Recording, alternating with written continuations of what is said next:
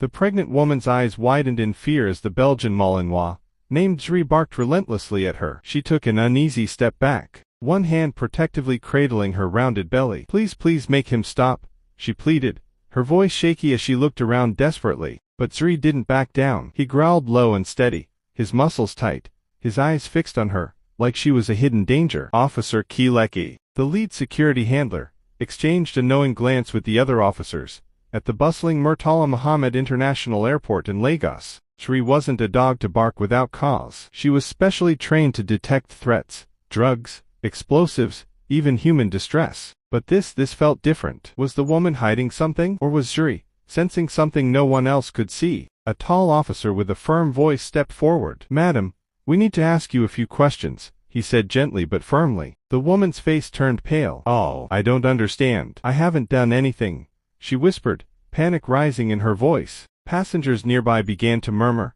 their eyes darting between the woman and the dog. Some looked suspicious, others sympathetic. Kielecki hesitated, weighing the options. This could be a misunderstanding, or a hidden emergency. Trusting Zri's instincts, he made the call. "We need to take her in for further screening," he said, nodding at two officers. They moved in gently, guiding the woman toward a private screening room. She clutched her belly, her hands trembling. "Please, I don't know what's happening," she whispered. Zri followed closely, still growling lowly. Kielecki kept one hand on her leash, the other resting on his radio. He had never seen Zri this alert, this disturbed. Inside the private room, an officer checked the woman's small travel bag while another prepared the body scanner. "Do you have any medical conditions we should be aware of?" a female officer asked kindly. The woman shook her head. "No, I'm 7 months pregnant. That's all," she said, her voice barely above a whisper. Outside the room, Zri began pacing, scratching at the door, whining, eyes fixed like she knew something was terribly wrong. Then it happened. The woman gasped suddenly and grabbed her stomach, her eyes wide with pain and confusion. "Something's wrong," she said faintly. The room went still. "Call the medics, now," Kielecki shouted, rushing to her side as her legs buckled and she collapsed into the chair. Sweat beaded on her forehead. Her breaths came fast and shallow. Her panic was written all over her face, but so was something deeper, fear. Zri scratched frantically at the door now, her whines rising to a pitch of desperation. The officer who had been checking the woman's bag stepped back, shaken. "Is she going into labor?" he asked in disbelief. "No," the woman whimpered. "It's too early. This isn't right." Another wave of pain shot through her. Paramedics burst into the room moments later, pushing past security. "Mom, stay with us," one said, kneeling beside her. "We need to get you to the hospital, immediately." Kielecki's heart pounded. This wasn't about protocol anymore. It was about saving lives. As the medics prepped her for the ambulance, Zri lunged forward, nose twitching. She growled again, her ears flattening in distress. One paramedic paused, his hand hovering over the woman's belly. He pressed lightly,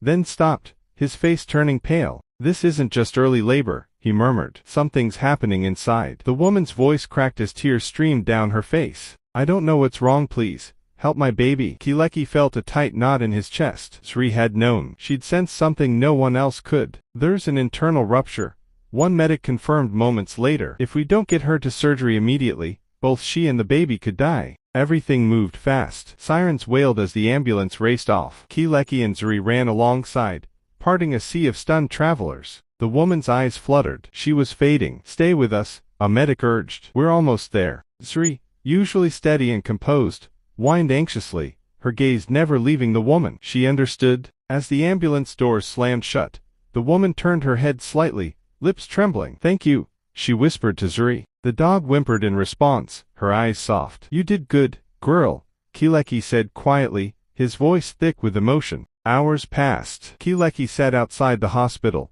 one hand gently stroking Zri's fur. She had finally calmed, but her ears perked up at every sound. They were both waiting. Finally, a doctor stepped out, his face unreadable. Kielecki stood. "How is she?" he asked. The doctor's face broke into a tired smile. "She made it. Both mother and child are stable." Kielecki exhaled slowly, only then realizing he'd been holding his breath. "Thank God." Zri's tail wagged softly beside him. "She had an undetected internal rupture," the doctor explained. "If she hadn't received immediate care, we would have lost both lives. I don't know how your dog knew, but she saved them." A nurse stepped forward, holding out a small note. "It's from the mother," she said. Kileki unfolded the paper. "Tell the dog she's my angel." He crouched beside Zuri and smiled. "You are, girl. You really are." If this story touched your heart, don't forget to like, share, and subscribe. Turn on the notification bell so you never miss more incredible, real-life stories from across Africa and beyond.